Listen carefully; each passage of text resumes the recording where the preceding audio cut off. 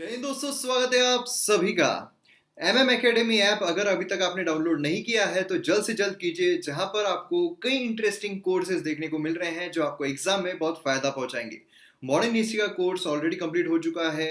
Polity, geography, ethics, ancient history और भी बहुत सारे कोर्सेज जो है वो आने वाले हैं, जैसे कि इकोनॉमी हो गया, इंटरनल सिक्योरिटी, डिजास्टर मैनेजमेंट। बहुत सारे कोर्सेज आने वाले हैं जो आपको एग्जाम में बहुत फायदा पहुंचाएंगे। तो हाईएस्ट क्वालिटी कंटेंट आपको एकदम लिमिटेड जो इन्वेस्टमेंट है उसमें मिल रहा है, तो ये मौका मत गवाइए। जल्द से जल्द डाउनलोड कीजिए, आपको लिंक जो है वो डिस्क्रिप्शन कमेंट सेक्शन में मिल जाएगी। तो चलिए आज का एनालिसिस जो है वो देखते हैं, जो कि 20 अगस्त का। आप मुझे फेसबुक, इंस्टाग्राम पर फॉलो कर सकते हो। और जैसा मैं हमेशा कहता हूँ, पीडीएफ बहुत इंपॉर्टेंट होती है। तो पीडीएफ रिवाइज करने के लिए आपको कहाँ से मिलेगी? पीडीएफ आपको टेलीग्राम से मिल जाएगी। टेलीग्राम पर आप सर्च कर सकते हो मयूर मोगरे, सर्च भी कर सकते हो, या फिर जो लिंक है वो आपको डिस्क्रिप्शन में मिल जाएगी। तो आइए मैप बेस्ड एक्सरसाइज देखते हैं। तो अब यहाँ पर ये क्या है ये आपको बताना है। तो आपको करना क्या है, वीडियो को पॉज करना है, मैप बेस्ड एक्सरसाइज को प्रॉपर तरीके से लिखना है और फिर वीडियो को रिज्यूम करना है। तो आइए यहाँ पर हम आइडियाज पेज और एडिटोरियल पेज देखते हैं। तो यहाँ पर आइडियाज पेज में आ रहा है हर राइट टू प्रॉपर्टी, मतलब यहाँ पर अ daughter is always a daughter. तो उसके बारे में यहाँ पर बात की जा रही है। तो डिटेल में एग्जाम पर्सपेक्टिव से जो एक्स्ट्रा इन्फॉर्मेशन है उसके साथ हम देखने वाले हैं। काफी एक्स्ट्रा इन्फॉर्मेशन मैं आपको यहाँ पर बताने वाला हूँ जो कि आर्टिकल में नहीं दी गई है। उसी के साथ यहाँ पर आप देखो तो जॉब, अब मध्य प्रदेश जो गवर्नमेंट है उनकी तरफ से ये बोला गया, मतलब जो शिवराज चौहान साहब है उनके द्वारा ये बोला गया कि जो मध्य प्रदेश की सरकारी नौकरियां हैं वो सिर्फ जो मध्य प्रदेश है उनके ही लोगों के लिए रहेगी। बाहर का कोई भी मध्य प्रदेश की जो सरकारी नौकरियां हैं वो प्राप्त नहीं कर पाएगा। तो इससे रिलेटेड हम काफी सारी चीजें जो है वो जानने की कोशिश करेंगे, क्योंकि एक्सप्लेन सेक्शन में भी इससे रिलेटेड हमें आर्टिकल जो है वो देखने को मिल रहा है। तो इसके लीगल एस्पेक्ट्स क्या है, उसी के साथ साथ इसके फेवर में कौन कौन सी चीजें हैं, इसके अगेंस्ट में कौन कौन सी चीजें हैं, ये हम जानेंगे, जिससे कि मेंस पर्सपेक्टिव से भी आपके पास हेल्दी डाटा जो है वो अवेलेबल हो जाएगा। एक्स्ट्रा इन्फॉर्मेशन के साथ देखने वाला है, बहुत एक्स्ट्रा इन्फॉर्मेशन हम यहाँ पर देखने वाले हैं। तो जल्दी से आप शेयर जरूर कीजिए, शेयर कीजिए और फटाफट यहाँ पर आइए। यहाँ पर आप देख सकते हो जो सलाइवा टेस्ट है उसके बारे में बात की जा रही है, सेरो सर्वे उसके बारे में यहाँ पर बात की जा रही है। तो बहुत सारी इन्फॉर्मेशन यहाँ पर देखने वाले हैं। तो फटाफट यहाँ पर मैं रुक रहा हूँ, फटाफट आप जाइए, शेयर का बटन दबाइए, आपके व्हाट्सएप ग्रुप, फेसबुक, जहां पर भी आपका ग्रुप होगा वहां आप शेयर कीजिए और फिर वापस आइए। तो चलिए अब यहाँ पर हम शुरुआत करते हैं। सबसे पहला जो आर्टिकल है वो हम देखने वाले हैं सुप्रीम कोर्ट का। सुप्रीम कोर्ट ने यहाँ पर जो ऑर्डर दिया है कि once a daughter is always daughter, तो यहाँ पर सारे ही पहलुओं से हम यहाँ पर रूबरू होंगे। तो एक्सपेंसिव जुडिशियल इंटरप्रिटेशन, यहाँ पर right to life under article 21 constitution, यहाँ पर इंडियन कॉन्टेक्स्ट के इससे देखे तो क्लियरली गाइडलाइंस सेट करता है। अब आप सोचोगे आर्टिकल 21 राइट टू लाइफ ये कहां से आ गया? तो देखिए, एक इंसान को एक डिग्निफाइड लाइफ जीने का अधिकार है। तो यहां पर इस आर्टिकल के थ्रू बस यही बताया जा रहा है कि एक डिग्निफाइड लाइफ जो बेटी होती है उसकी भी तो एक डिग्निफाइड लाइफ है, मतलब उसे भी जो जरूरत की चीजें हैं वो चाहिए रहेगी। तो यहां पर जब हम बात करते हैं, क्योंकि ये आर्टिकल हमने पहले भी डिस्कस किया, ये आर्टिकल मतलब ये जो न्यूज है ये हमने पहले भी डिस्कस की हुई है। अब हमने न्यूज किस तरीके की डिस्कस की है उससे मैंने आपको इंफॉर्मेशन प्रोवाइड किया था कि जो सुप्रीम कोर्ट है उनके द्वारा बोला गया कि 2005 में एक रूल आया था। वो रूल क्या था? रूल ये था कि जो पेरेंट है, मतलब जो फादर है, उनकी जो भी जायदाद है उस पर जो बेटी है उसका भी अधिकार रहेगा। लेकिन ये भी कंट्रोवर्सी में चला गया था, क्योंकि ये बोला जा रहा था कि जिनके फादर एट प्रेजेंट उस टाइम पर जिंदा है सिर्फ उन पर ही ये कानून लागू होगा। और इस तरीके से कंट्रोवर्सी में आ गया था और फाइनली यहाँ पर सुप्रीम कोर्ट से उनके द्वारा बोला गया कि ये पहले अगर किसी फादर की डेथ हुई है तो उन पर भी लागू होता है, इसलिए once a daughter is always a daughter. ऐसा नहीं है कि डॉटर जो है वो नहीं रहेगी, ठीक है। तो अब यहाँ पर रियल टर्म में जजमेंट जो है ये दो काउंट्स पर हमें देखने को मिलता है।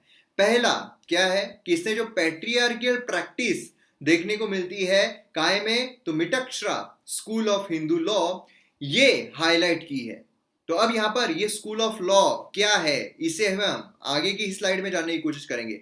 देखिए, अगर आप आर्टिकल देखोगे, आर्टिकल में इतना डिटेल में इसके बारे में नहीं बताया गया है जितना डिटेल में अभी मैं आपको इस वीडियो में बताने वाला हूं, तो आपको मजा आ जाएगा।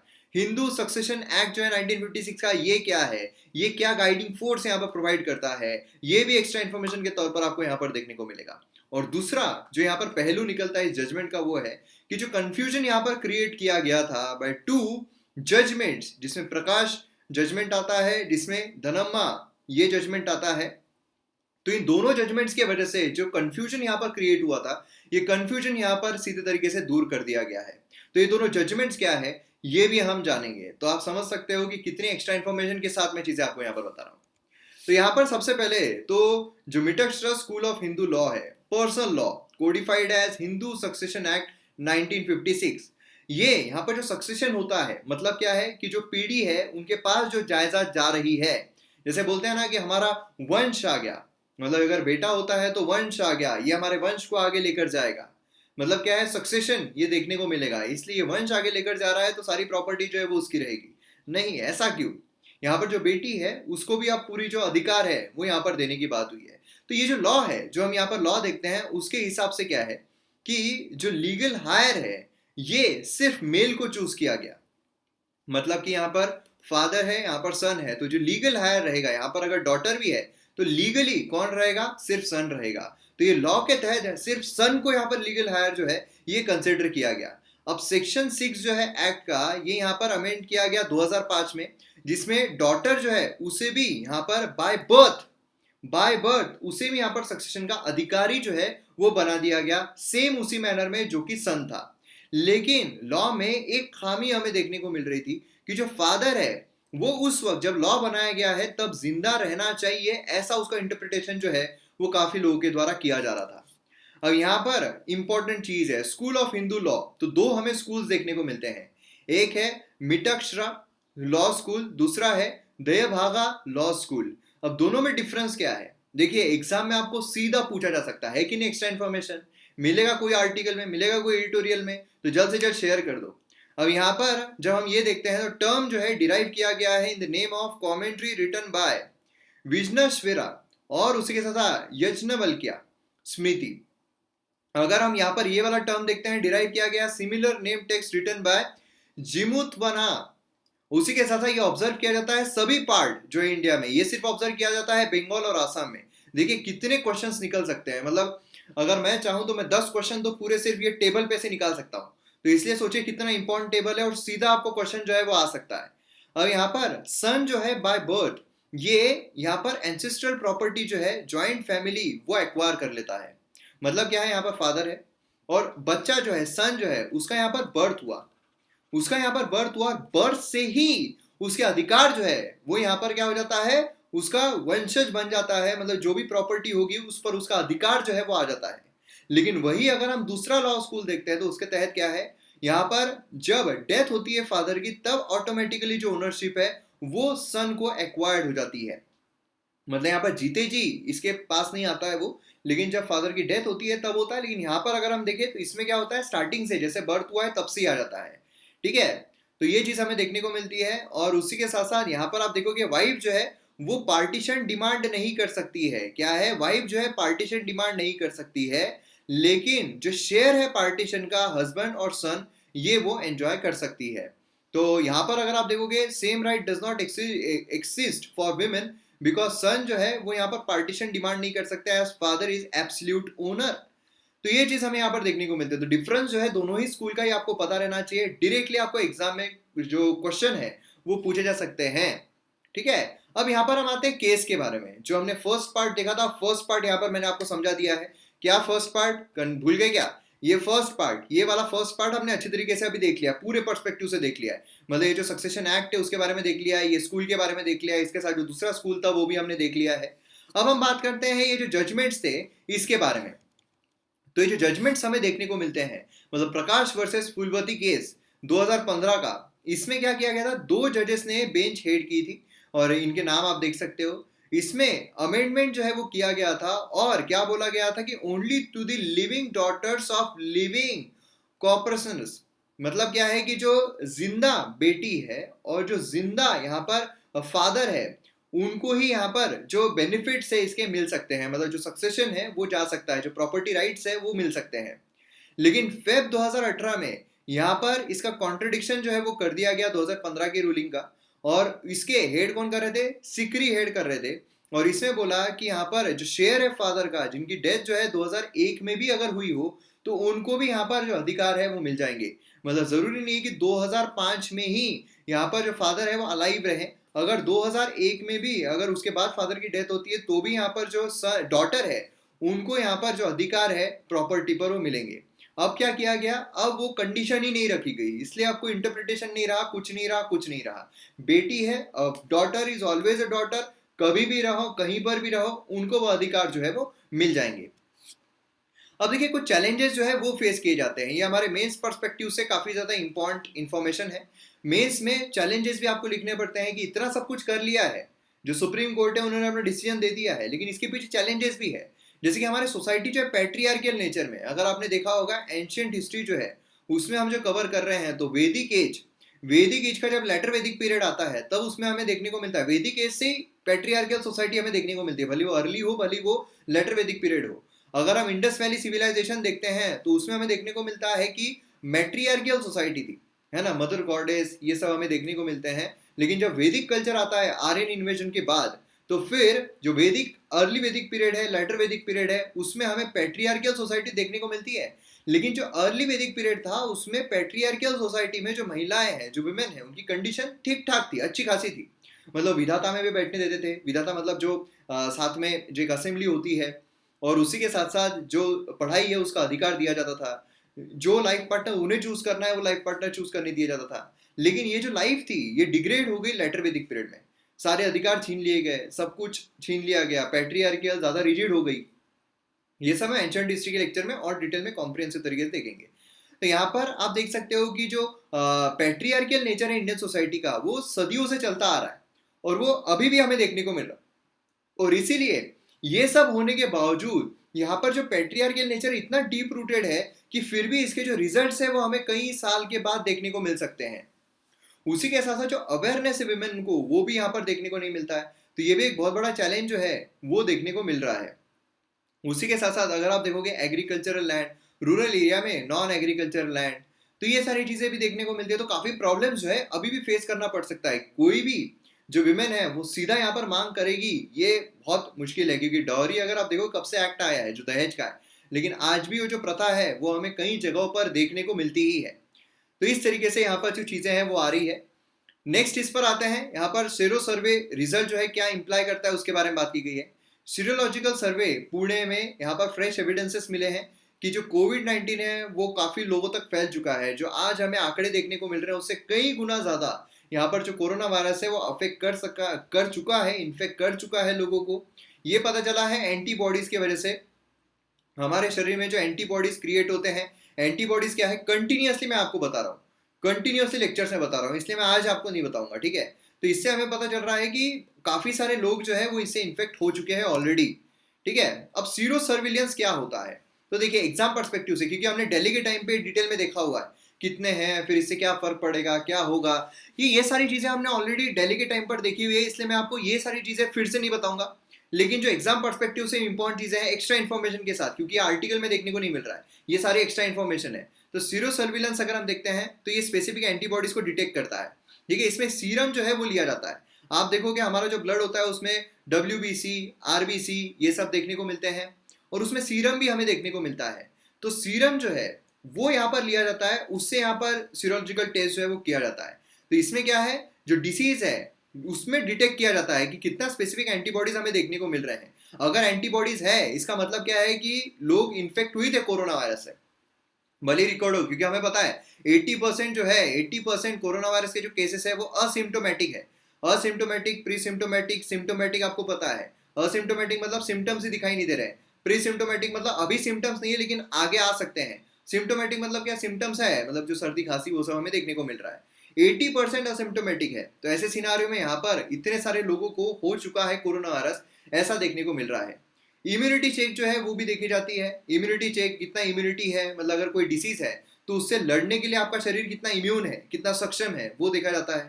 पास्ट इन्फेक्शंस, मतलब यहाँ पर पास्ट में कोई इन्फेक्शन रहे हैं क्या, डिटेक्ट हुए हैं क्या, किस तरीके से हुए हैं, आपकी बॉडी किस तरीके से लड़ी है, ये देखने को मिलता है। उसी के साथ साथ यहाँ पर आप देख सकते हो EGG, है ना। तो यहाँ पर आप देख सकते हो ये एंटीबॉडी है जो कि मोस्ट कोविड-19 पेशेंट में डेवलप होती हुई देखने को मिलती है अराउंड 2 वीक्स जब इन्फेक्शन हो रहा है।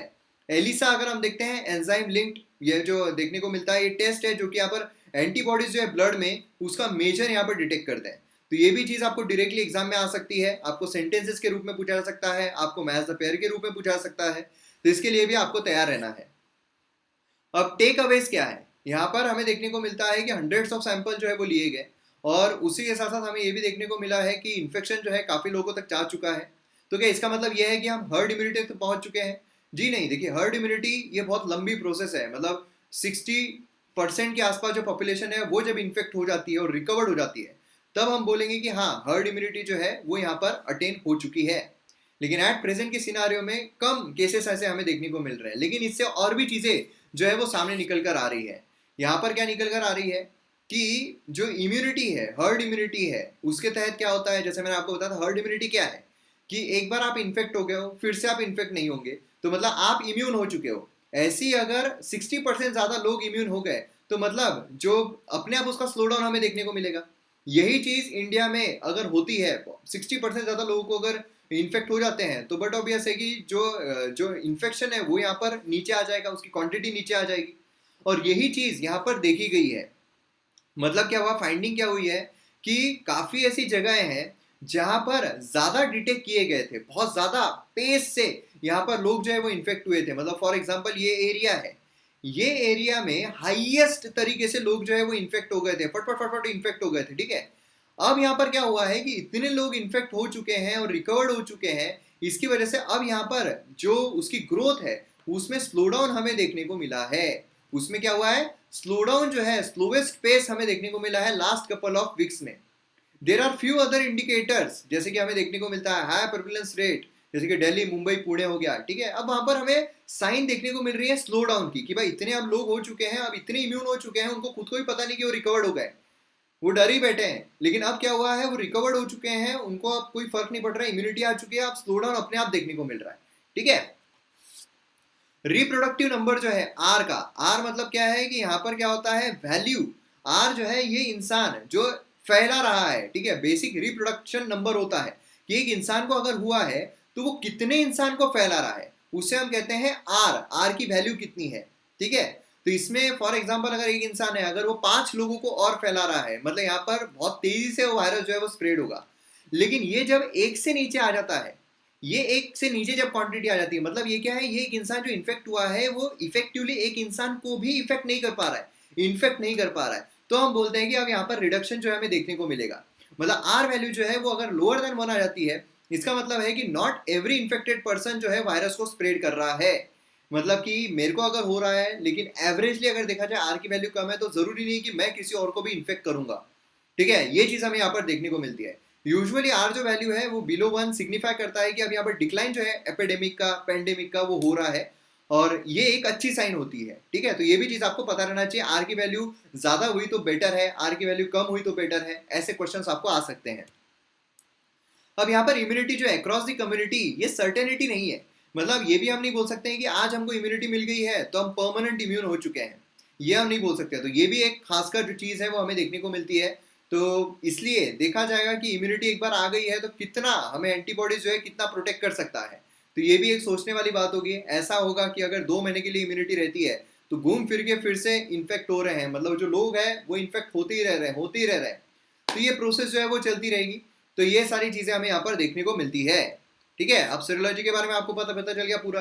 अब नेक्स्ट यहाँ पर हम आते हैं डोमिसाइल बेस्ड जॉब कोटा। यहाँ पर मध्य प्रदेश जो है उसकी बात की जा रही है। 2 आर्टिकल हम एक साथ लेने वाले हैं, लेकिन एक्स्ट्रा इंफॉर्मेशन मैं आपको यहाँ पर बहुत ज्यादा देने वाला हूँ। आर्टिकल 16(1), 16(2), 16(3 हम यहाँ पर समझने वाले हैं।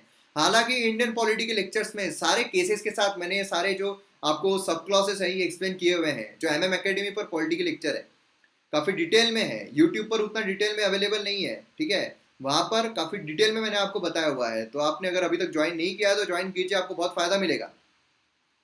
मध्य प्रदेश गवर्नमेंट ने रिसेंटली डिसीजन लिया है कि जितने भी गवर्नमेंट जॉब्स है वो मध्य प्रदेश के जो बच्चे हैं उनके लिए रिजर्व रखेंगे। तो अब यहाँ पर जो राइट टू इक्वालिटी है, क्या उसका हनन नहीं हो रहा है? डोमिसाइल बेस्ड रिजर्वेशन जो उसका इंप्लीमेंटेशन क्या हो सकता है, ये हम यहाँ पर जानते हैं।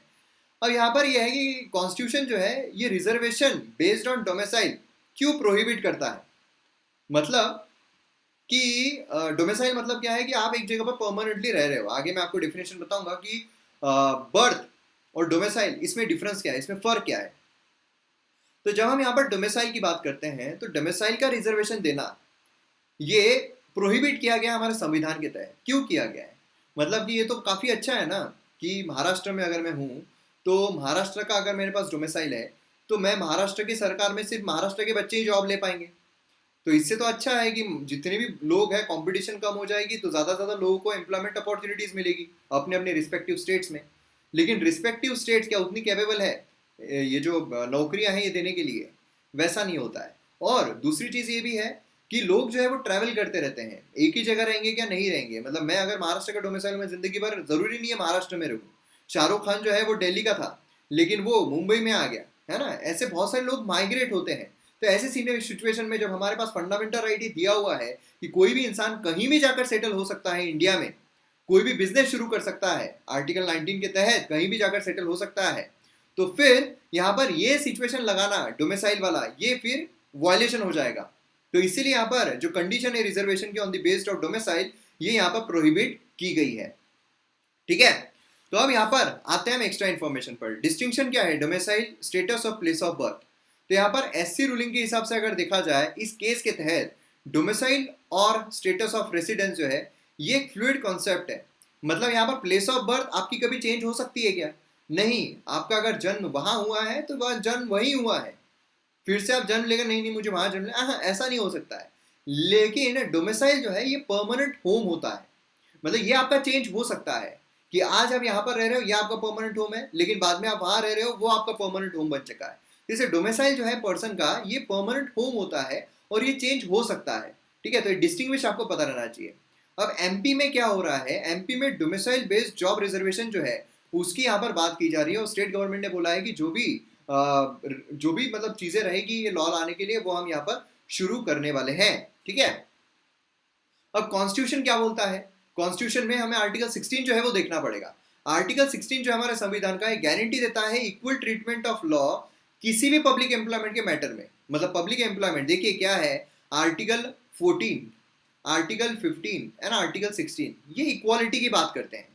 लेकिन फर्क क्या है, तो सबसेट आपने देखा है मैथ्स में जो सबसेट होता है, तो उसी तरीके से यहाँ पर ये एक सर्कल में निकाल लिया, इसके अंदर ये सर्कल में निकाल लिया और इसके अंदर ये सर्कल में निकाल लिया। तो ये जो है ना ये है आर्टिकल 14, ये है आर्टिकल 15 और ये है आर्टिकल 16। आर्टिकल 14 सभी को लेता है, भले वो सिटीजन हो भले वो एलियंस हो, बाहर की कंट्री से आए हो। लेकिन इंडिया के टेरिटरी में on the grounds of religion, race, caste, sex, place of birth distinguish differentiate नहीं किया जाएगा, ये सभी के लागू होता है। आर्टिकल 15 जब हम देखते हैं तो वो रिस्ट्रिक्टिव हो जाता है सिटीजन्स के लिए कि बस सिटीजन्स को इन ग्राउंड्स पर डिस्टिंग्विश डिफरेंशिएट जो है वो नहीं किया जाएगा, डिस्क्रिमिनेट नहीं किया जाएगा। हालांकि अपने अपने हर इसमें जो एक्सेप्शंस है वो दिए गए हैं, जैसे other backward classes, SC, ST, economically weaker section, उसके लिए अलग प्रावधान दिए गए हैं कि उसके लिए आप रिजर्वेशन बना सकते हो। लेकिन वो क्या हो गया, वो हो गया एक positive discrimination. Positive discrimination negative discrimination में क्या डिफरेंस है, मैंने आपको बताया था कि सलमान खान ने एक छप्पड़ मार दी एक गरीब इंसान को। वो गरीब इंसान जो है वो अब लॉ पाने के लिए, न्याय पाने के लिए नहीं जा पा रहा है, तो ये क्या है, नेगेटिव डिस्क्रिमिनेशन है।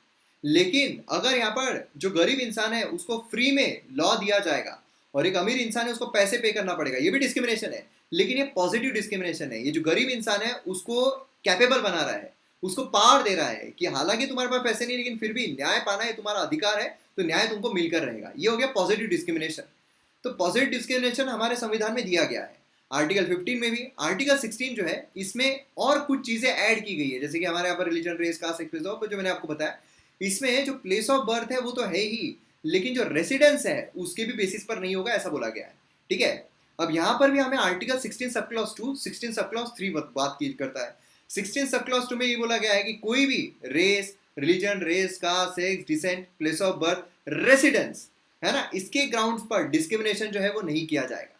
ये बात तो हमें देखने को मिल रही है। अब यहाँ पर आप बोलोगे कि यार फिर तो ये तो पूरा का पूरा वायलेशन है, फिर एमपी गवर्नमेंट तो ये कर ही नहीं सकती है, फिर तो ये हो गया बेसिक स्ट्रक्चर का हनन। बेसिक स्ट्रक्चर मतलब ठीक है, लेकिन आप आइए अब आर्टिकल 16 सब क्लॉज 3 पर। आर्टिकल 16 सब क्लॉज 3 जो है कॉन्स्टिट्यूशन का, वो क्या करता है, एक्सेप्शनल, ये एक्सेप्शन ना इतने हैं हमारे संविधान में, मतलब आपको मैं बता रहा हूं, अगर आपने फंडामेंटल राइट का वीडियो देखा होगा, उसमें क्रिटिसिज्म ही ये है कि फंडामेंटल राइट दिया तो गया है, उसका एक्सेप्शन भी दिया गया है। मतलब इतने फंडामेंटल राइट दिए गए हैं लेकिन उसके एक्सेप्शन भी दिए गए, हर चीज के एक्सेप्शन है। तो सरकार जो चाहे मनमानी कर सकते हैं, उसमें कोई बात ही नहीं है, बोल देंगे एक्सेप्शन दिया हुआ है। तो ये एक ड्रॉबैक भी देखने को मिलता है फंडामेंटल राइट का। तो यहाँ पर जो है एक्सेप्शन दिया गया है कि अगर पार्लियामेंट चाहे, लेकिन किसको दिया गया है, पार्लियामेंट। यहाँ पर जब बात की गई थी मध्य प्रदेश में, तो पार्लियामेंट की बात की गई थी क्या, नहीं। यहाँ पर उन्होंने कहा था कि हम राज्य सरकार जो है वो करेगी। तो यहाँ पर पार्लियामेंट जो है वो अगर कोई लॉ बनाना चाहे, प्रिस्क्राइब करना चाहे रेसिडेंस के बेसिस पर, तो वो कर सकती है। ऐसा क्यों? क्योंकि देखिए कुछ चीजें ऐसी होती है कि यहाँ पर मतलब ये आंकड़ा समझ लीजिए कि ट्राइबल एरिया है ना। अब यहाँ पर क्या होगा कि ट्राइबल एरिया में अगर सभी लोगों को, बाहर के भी लोगों को अगर इंट्रोड्यूस कर दिया जाए, तो ये ट्राइबल लोग जो है वो आगे नहीं बढ़ पाएंगे। तो इसलिए क्या किया जाता है कभी कभार रेसिडेंस के बेसिस पर, कि यहाँ पर ये जो जॉब है इस एरिया का, ये सिर्फ यहाँ पर जो लोग रहने वाले लोग हैं उनको ही दिया जाएगा। तो ये पॉजिटिव डिस्क्रिमिनेशन के तौर पर लाया जाता है, ठीक है। तो ये जो पूरी पावर है वेस्ट किसके पास की गई है, पार्लियामेंट के पास, स्टेट लेजिस्लेचर के पास नहीं। ये चीज आपको ध्यान देना है। अब यहाँ पर आप देख सकते हो कि सॉरी ये कहाँ से आ गया, ये बीच में अलग ही आ गया था। तो यहाँ पर हम देखते हैं आर्ग्यूमेंट जो है अगेंस्ट में, जो reservation based place of birth पर दिया गया है अगेंस्ट में, ठीक है। तो आर्टिकल 16 है ना, जो यहाँ पर इक्वालिटी की बात करता है। 16 सब क्लॉज 1, जो सभी सिटीजन जो है उनको पब्लिक एम्प्लॉयमेंट में इक्वल ट्रीटमेंट दी जाएगी। 16 सब क्लॉज 2, यहाँ पर जो डिस्क्रिमिनेशन है वो नहीं किया जाएगा इन सभी ग्राउंड्स पर, इसके बारे में बात करता है। तो इसलिए यहाँ पर बट ऑब्वियस है कि ये जो है ये हमारे कॉन्स्टिट्यूशन का ही वायलेशन है, और इसीलिए इस तरीके का रिजर्वेशन जो है प्लेस ऑफ बर्थ पर वो नहीं होना चाहिए, ठीक है। रिजर्वेशन जो है डोमिसाइल के बेसिस पर, रेसिडेंस के बेसिस पर डिस्क्रिमिनेशन क्रिएट करता है, ठीक है। और उसी के साथ साथ यहाँ पर क्या होगा कि एक जो मतलब यूनिटी है हमारी कंट्री की, उसको थ्रेटन करेगा। तो देखिए जो अगर आपको इस पर क्वेश्चन पूछा जाए मेंस में, तो आर्ग्यूमेंट अगेंस्ट में, फेवर में, दोनों ही आपको लिखने पड़ेंगे। पहले तो आपको पूरा मसला समझाना पड़ेगा, फिर आर्ग्यूमेंट फेवर में, अगेंस्ट में वो लिखने पड़ेंगे, फिर उसका कंक्लूजन आपको जो लगता है, जो पॉजिटिव साइड आपकी ज्यादा लगती है वो आप डाल सकते हो। अब इसके अगेंस्ट में कौन कौन सी चीजें, मतलब फेवर में कि हाँ ये जो रिजर्वेशन है प्लेस ऑफ बर्थ या फिर डोमिसाइल के बेसिस पर होना चाहिए। तो जहां पर मतलब जो आप समझ लीजिए जो फेवर कर रहे हैं मध्य प्रदेश की सरकार को, तो उसमें क्या क्या है, तो 16 सब क्लॉज 3 ये आ गया कि बात तुम जो फेवर करने वाले, जो अगेंस्ट में बोल रहे हो, आप ये बोल रहे हो ना 16 sub clause 1 sub clause 2 constitution का ये दे रहे हो, हवाल दे रहे हो ना, हम भी दे रहे हैं 16 सब क्लॉज 3 लो। तो ये देखने को मिलता है। तो यहाँ पर भी इनके पास भी एक कॉन्स्टिट्यूशन ये आ गया है। पार्लियामेंट यहाँ पर बना सकती है, स्टेट लेजिस्लेचर नहीं बना सकता है। अब आप देखो कि महाराष्ट्र में अगर आप देखो तो ये only living in the state 15 year से ज़्यादा वो यहाँ पर दे सकते हैं, और जो मराठी बोलने वाले लोग हैं वो यहाँ पर एलिजिबल है सरकारी नौकरियों के लिए। जम्मू एंड कश्मीर अब तो खैर वो हो गया है, लेकिन पहले जब जम्मू एंड कश्मीर था उस टाइम पर भी ये था। वेस्ट बंगाल अगर देखा जाए, वहाँ पर भी जो बंगाली है उसमें स्किल्स जो है वो रहना चाहिए रिक्रूटमेंट के लिए। तो इस तरीके से हमें देखने को मिलते हैं। उसी के साथ साथ यहाँ पर क्या है, माइग्रेशन जो है ये अगर हम करते हैं तो माइग्रेशन इससे स्टॉप हो जाएगा। नहीं तो आजकल क्या है, बहुत सारे लोग ऐसे हैं जो यूपीपीएससी है वो अलग अलग स्टेट्स के लोग भी अप्लाई करते हैं। तो अगर कोई राजस्थान का है वो यूपीपीएससी के लिए अप्लाई कर रहा है तो वो माइग्रेट हो जाएगा। तो इससे क्या होगा, माइग्रेशन जो है वो कम हो जाएंगे, जिससे कि जो बर्डन है सिटीज पर वो रिड्यूस हो जाएगा। सब अपने अपने राज्यों में सरकारी नौकरियां जो उसके लिए करेंगे, तो ये एक फेवर में आता है। उसी के साथ साथ यहाँ पर अलोकेशन जो है रिसोर्सेज का वो राइटफुल होगा, मतलब जो जो राज्य में रह रहा है उसको ही वो रिसोर्सेस मिलेंगे। तो ये क्या होगा, राइटफुल एलोकेशन जो है रिसोर्सेस का वो किया जाएगा। तो ये कुछ फेवर में हमें डिसीजन देखने को मिलते हैं। तो आप खुद सोचिए अब आपको क्या सही लगता है।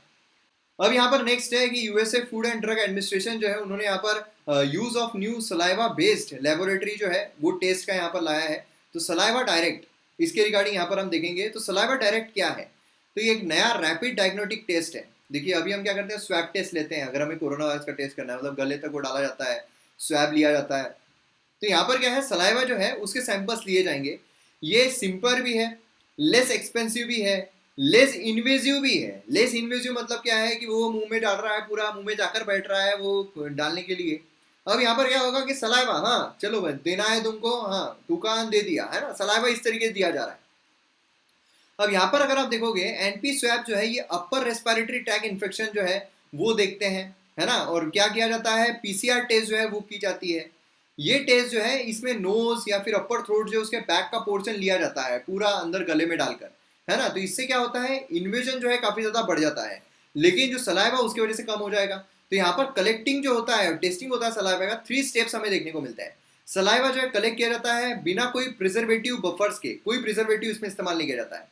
फिर उसके बाद यहाँ पर ट्रीट किया जाता है विद किसके साथ, तो प्रोटीनेस के, ठीक है, उसके साथ किया जाता है, फॉलोड बाय हीट यहाँ पर इनएक्टिवेशन स्टेप, ठीक है, जिससे कॉन्टेमिनेशन जो है वो रिमूव कर दिया जाए। फिर उसके बाद डायरेक्टली इसका इस्तेमाल होता है जो RT-qPCR मैकेनिज्म है उसमें। और फिर उसके बाद क्या किया जाता है, इसमें जो मैकेनिज्म है उसके तहत जो टेस्टिंग है वो की जाती है, डिटेक्शन जो है वो किया जाता है, ठीक है। कोरोना वायरस जो है किससे बना हुआ है, RNA से, तो इसलिए यहाँ पर RNA के थ्रू हम नहीं कर सकते, तो RNA को DNA में कन्वर्ट करते हैं नॉर्मली, फिर उसके बाद उसे एम्पलीफाई करते हैं और फिर उसके बाद टेस्टिंग जो है वो की जाती है। अब सलाइवा जो उसके बेनिफिट्स क्या है, हाई सेंसिटिविटी है ना, 93% सेंसिटिविटी हमें देखने को मिलती है। और उसके बाद नॉन इन्वेजिव है, जैसे कि हमने देखा हुआ है कि मतलब गले में बैठकर नहीं लेना पड़ता है, यहाँ पर दूर से भी आप दे सकते हो। हेल्थ केयर वर्कर्स को प्रोटेक्ट करता है ना। लार्ज स्केल टेस्टिंग जो है वो भी इससे की जा सकती है। तो ये सारी चीज़ें हमें यहाँ पर देखने को मिलती है। तो अगर आपको सलाइवा के बारे में पूछा जाए तो ये एक्स्ट्रा इन्फॉर्मेशन है, देखिए आर्टिकल में नहीं दिया गया है, एक्स्ट्रा इन्फॉर्मेशन के तौर पर ये सारी चीज़ें मैं आपको बता रहा हूँ। तो इसी बात पे शेयर कर दो यार। तो यहाँ पर हमारा लेक्चर जो है वो खत्म हो रहा है। MM Academy आपको डाउनलोड जरूर कीजिए, वीडियो को लाइक और कमेंट जरूर कीजिए, शेयर कीजिए, सब्सक्राइब कीजिए चैनल को इसी तरीके के वीडियोस देखने के लिए। मिलते हैं अगले वीडियो में। जय हिंद।